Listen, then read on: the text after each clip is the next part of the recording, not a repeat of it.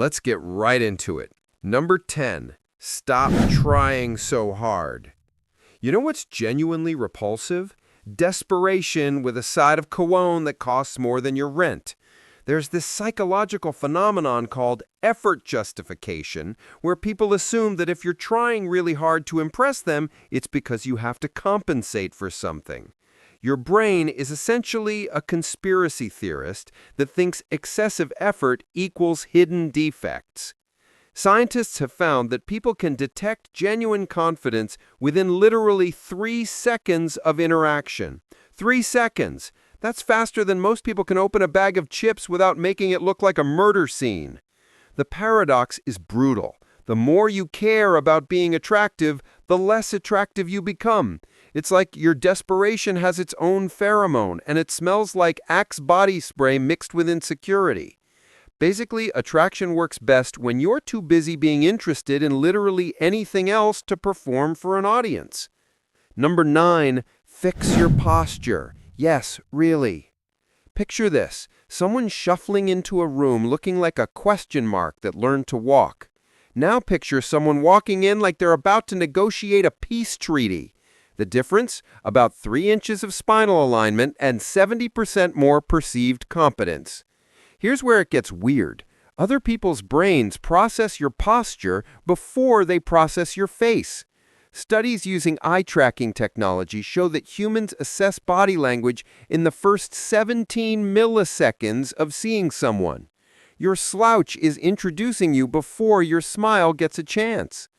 Research from Harvard shows that holding expansive postures for just 2 minutes increases testosterone by 20% and decreases cortisol by 25%. Your body is literally chemistrying you into confidence. Good posture makes you feel more confident, which makes your posture better, which makes others treat you better. It's like a pyramid scheme, except this one is legal and doesn't require you to alienate your family. Stand up straight or keep cosplaying as a shrimp. Your choice. Number 8. Smell like you have your life together. Forget everything you think you know about attraction and pheromones. What actually works is smelling clean and wearing a scent that doesn't announce your presence 3 rooms away like an olfactory tornado. The science of smell and attraction is wild. Your olfactory bulb is directly connected to the limbic system, the emotional center of your brain. That means smells bypass rational thought and go straight to feelings and memories. It's emotional hijacking through your nostrils. But here's the real kicker. Studies show that people rate others as more attractive when they smell clean more than when they smell seductive. Clean beats sexy.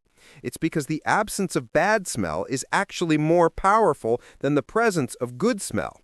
Your brain is wired to detect threats, and smelling like you haven't discovered running water yet is a big red flag. Wear deodorant, shower regularly, and maybe find one signature scent that doesn't make you smell like a middle school locker room. Your nose is networking for you. Number 7.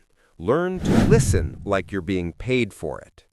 Most people don't listen. They just wait for their turn to talk while making occasional eye contact and nodding like a dashboard bobblehead. Real listening is rare enough that when you actually do it, people think you're either a therapist or a spy gathering intel. Active listening triggers something called reciprocal disclosure, where the other person feels psychologically safe enough to share more personal information. And humans are wired to like people they've opened up to because of the Ben Franklin effect. Your brain convinces you that you must like someone if you've been vulnerable with them. Otherwise, you'd feel stupid for sharing. But here's what actually makes you attractive. Asking follow-up questions that show you remember what someone said 3 sentences earlier. When you reference something they mentioned earlier, your brain lights up like a Christmas tree. The neuroscience is clear. Being heard activates the same reward centers as food and money. Stop rehearsing your next comment and just listen. You're not that interesting anyway. Number 6. Get comfortable with silence. Silence makes most people so uncomfortable, they'll fill it with verbal garbage, weather observations, or random facts about their cousin's ferret. But people who can sit in silence without panic talking are perceived as confident, mysterious, and socially secure. There's a concept in psychology called conversational tolerance, which measures how long you can endure a pause before you crack and start word vomiting. High-status, confident people have a much higher tolerance because they're not desperately seeking validation through constant verbal feedback. Meanwhile, anxious people interpret a 3-second silence as social death and immediately start apologizing or explaining. Your discomfort with silence broadcasts insecurity louder than anything you could actually say. It's like your nervous system is throwing a toddler tantrum on your behalf. Master the pause. Let moments land. Stop treating silence like it's a bomb you need to defuse with small talk. Number 5. Develop an unreasonable passion for something. Here's a weird truth. People who are obsessed with something, anything, are exponentially more attractive than people who are just casually interested in everything. Doesn't matter if it's medieval sword fighting, competitive baking, or memorizing every line from The Godfather. Passion is inherently magnetic because it signals that you have depth, commitment, and internal motivation. The psychology behind this is called intrinsic motivation, and it's rare enough that when people encounter it, your brains flag you as different. Most people drift through life consuming content and having opinions about things they don't actually care about. But someone who lights up talking about 17th century shipbuilding techniques, that's someone who has an inner world worth exploring. There's also the halo effect at play. When you're genuinely passionate about something, people assume you bring that same intensity to everything else, relationships, projects, life in general. Your enthusiasm becomes evidence of your capacity for commitment. Find your weird thing and lean into it like your personality depends on it, because it kind of does. Number 4, stop explaining yourself constantly. You know what's profoundly unattractive? Over-explaining every decision, opinion, and life choice like you're perpetually on trial and the jury's about to deliberate.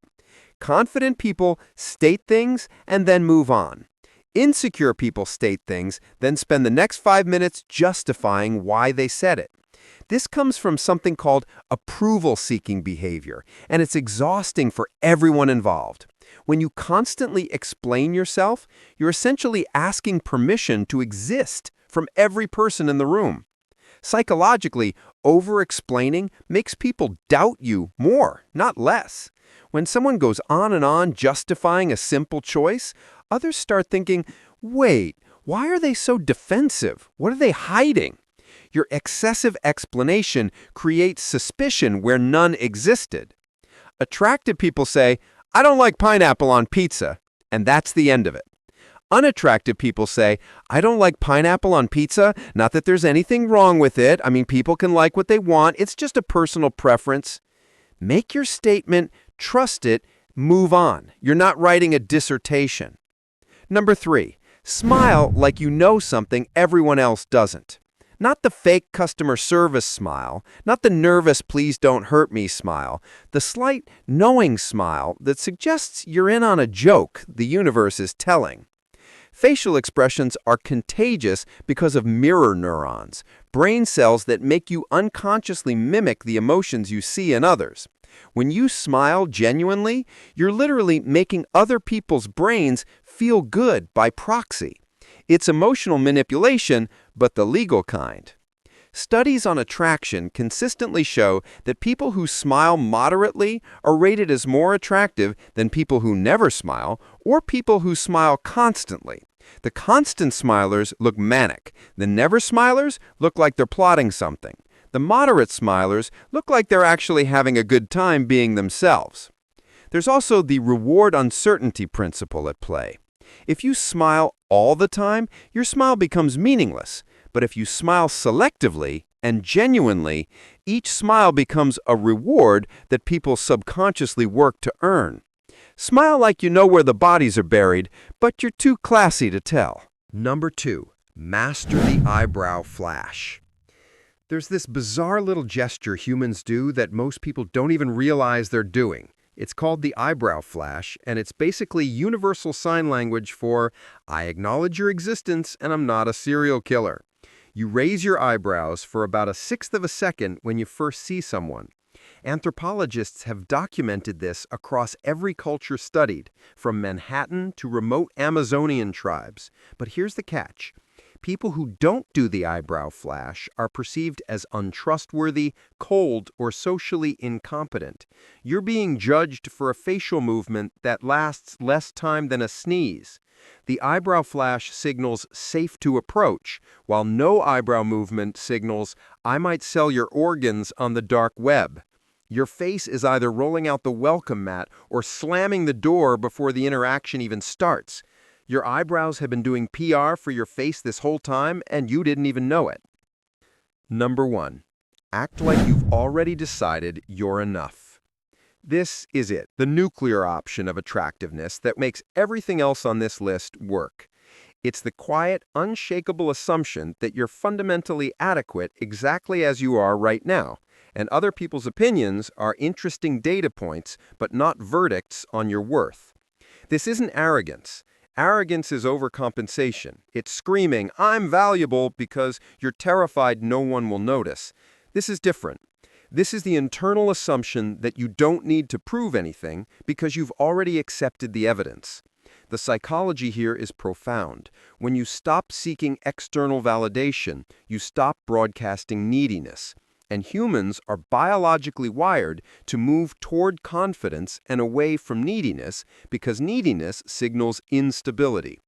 People can sense this shift. When you walk into a room acting like you're already enough, you're not scanning for approval or rejection. You're just there, present, comfortable. And that comfort is magnetic because it's so rare. Here's the mindfuck. Once you genuinely believe you're enough, you stop obsessing over being attractive, and that's exactly when you become most attractive. The thing you wanted only shows up when you stop chasing it. Stop auditioning for a role in other people's lives. You're not a supporting character in someone else's story. You're the protagonist of your own. Act like it. That's all for today. I'll be making more videos like this, so subscribe if you don't want to miss them.